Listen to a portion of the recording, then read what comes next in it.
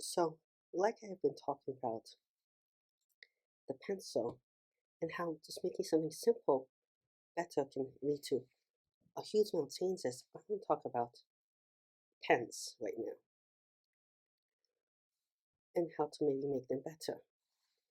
Well, my first idea is that pens normally dry up, and there's a limited amount of stuff you can do with pens. So maybe one way of making pens not dry up as much is that when they release some of the chemicals on the paper, they instead react afterwards, so a little more stable form independent two separate or more mixtures. Some of these chemical reactions that can be safest, sometimes when two things mix, they release heat. If you mix salt, very salty water, with sometimes other water, either you can cool it down or you can heat it up. Another one is that if you mix acid and strong acid in water, you can release a lot of heat. But there's less dramatic examples of that. But reactions can be promoted by mixing, and that can promote evaporation of materials. There's a bunch of things that polymerize under very mild conditions that are not harmful if you mix them together. Polymerize is when things start making repeated units. So instead of having this molecule A, you have a molecule that's AAA repeated. Another one is that certain stuff crystallizes when they mix together because one thing comes out of solution, becomes less soluble with the mixtures of stuff happening. Another one is that sometimes sometimes if something has a gas or something when it comes out of the pen, it can be released more easily when stuff gets mixed. And all this can mean that it's more stable within the pen, but let for more unusual chemistry where you get like more of a coating of paint instead of something that deep goes into the paper. So that might mean that's pretty permanent, but also it's removable if you remove the surface of the paper, which might slightly damage the paper, but still better than cutting out a chunk of paper. Totally. Another one is that the materials only start, instead of reacting by mixing two different things, only start really exhibiting the properties that make it act like an ink when you start pushing it in and squeezing it. And that squeezing motion is what causes the ink to either flow out, and when you don't squeeze the pen, there's no ink coming out. Maybe the squeezing can also control how much ink comes out, or it can even kickstart a reaction when you squeeze it that causes the chemicals to react and start drying up. The squeezing can be from maybe lateral side pressure when you're squeezing the pen, or it could be this from the touching the pressure you put onto a piece of paper. A disadvantage of this system is though that you might require more grip and something like that. People with weak grips and stuff might have problems with. Another idea is to make it so that the head of the thing has more of a triangle shape in the body. This can really help improve grips with some people that have problems with grips due to like dyspraxia and movement disorder, fine motor skills being underdeveloped in other ways, shaking hands and stuff like that. So, yet another idea is to have it so that it's a heated system. And by that I mean that it could help with people that give people extra comfort or something.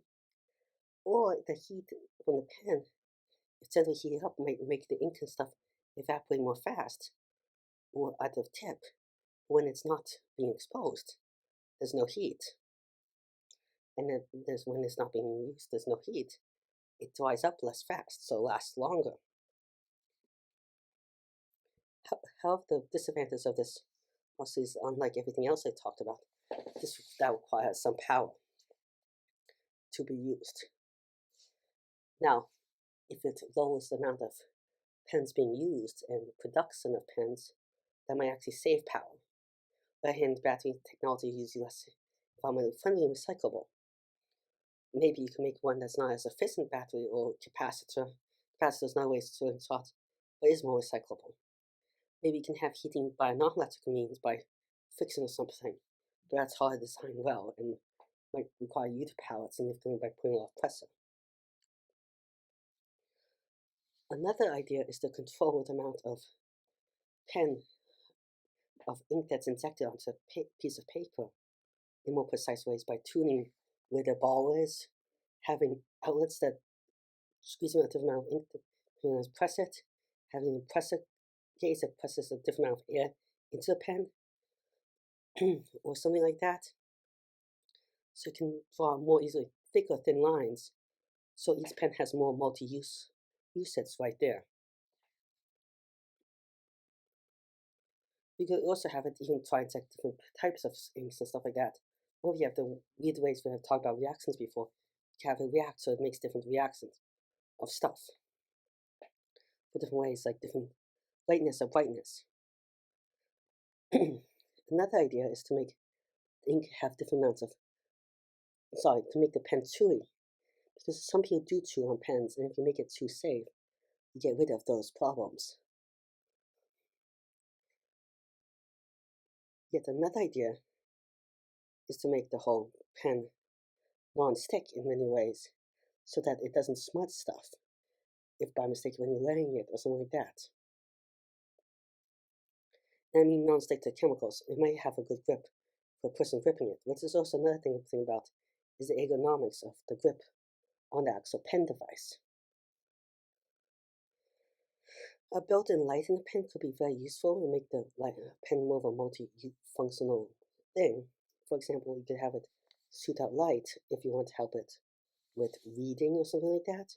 Or that light could be used to dry up the ink faster, making the ink in the actual pen last longer. Or you could have a UV light for like disinfecting or to see hidden ink or who knows what. Maybe it has a laser pointer in it. But the light idea again goes into the whole battery problem idea I had before. Another idea with battery capacitors is making it removable. So if you want to recycle it, you remove that. That requires people to care for it. A built-in cover in the pen that just slides in and out, and on and off, might be a good idea to help preserve ink and other things. Just a idea right there. Maybe having a special eraser for inks might also help make it more multifunctional. Now, sometimes you do want permanent ink, but there's other ways of making ink not as permanent but still look nice and have some advantages of inks that doesn't smudge as easily. One way is that it makes a polymer coating, as I described before, just on top of paper that sticks. Then you just have to remove that top layer. Another one is you have a solvent that you inject into it, and that dissolves the ink, and you put the solvent back in. Now, it takes a lot. Now, perfectly erasing can be very hard this way, but getting most of it out might be easy, but then you have to worry about the safety of the solvent, and so on and so on. And the more easy stuff, the more safe common solvent to use, the less permanent your thing becomes, the more easy water or something can interact with it. You can get away quite a bit with alcohol, but still, alcohol can damage some stuff. Now the eraser then, maybe if you have a solvent eraser that pulls up some ink, you can clean that eraser by just burning off the solvent and ink in the oven for reuse. The problem with that is you have to make sure that the burnt product is safe. And that's safe if it's like alcohol and stuff. It may not be safe for some other chemicals.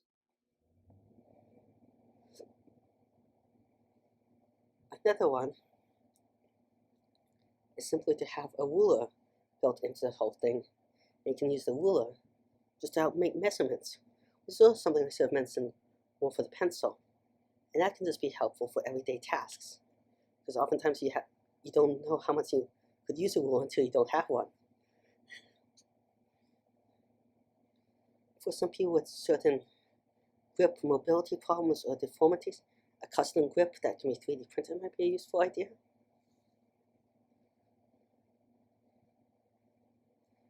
Another idea is that you have the solvent mix after you make the whole thing. In a two-part series, I could kind of talk about reaction before, Instead, you have more of a solid, like a pencil. There's a solvent that normally you mix it ink before, but then that solvent goes into the line just before the solid stuff or after, and mixes with the line stuff, the solid stuff you deposited, then makes that soak in and pulls it into the deep in the paper, so it becomes more permanent. That's just an idea right there. Well, that's about it. If you have any ideas for future videos, comments, or suggestions, or any questions, please leave in the comments section below. I'm trying to reach 4,000 watch hours in a year and 1,000 subscribers, which is really hard. With your help, I think you enjoy it. Also, if you have any ideas for future videos, comments, or suggestions, please leave in the comment section below. Again, thank you very much. Goodbye.